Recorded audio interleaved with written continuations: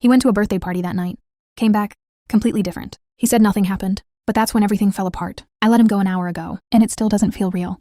We met in the most random way.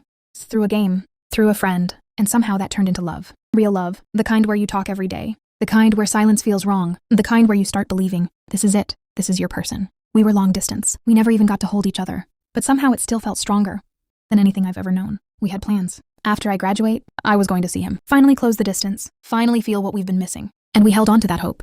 Like it was everything. We weren't perfect. We argued sometimes. But we always came back to each other. Always chose each other. We were both hurting in our own ways. Both fighting our own battles. But we understood.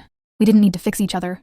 Just stay. And we did. Until that night. He came back. And something in him broke. He said he felt disgusting. Empty. Like he hated himself. I kept asking what happened. He kept saying nothing. But I could feel it. Something changed. Overnight, the love that felt so unshakable started slipping through my hands. He said he felt alone, even surrounded by people. And then he said it. He just wanted to hold me, to hug me, to feel me there. And the fact that he couldn't was destroying him. I tried to help. I really did. I gave him everything I could. Words, comfort, reassurance. But how do you replace a touch you've never even had? The distance finally became real.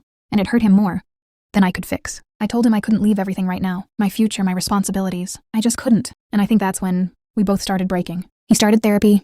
I held on to hope. But every day after that, he slipped further away. And then one day, I said something I wish I could take back. Out of pain, out of fear. Maybe you should find someone there. If you just need someone to hold. I didn't mean it, but it stayed with him.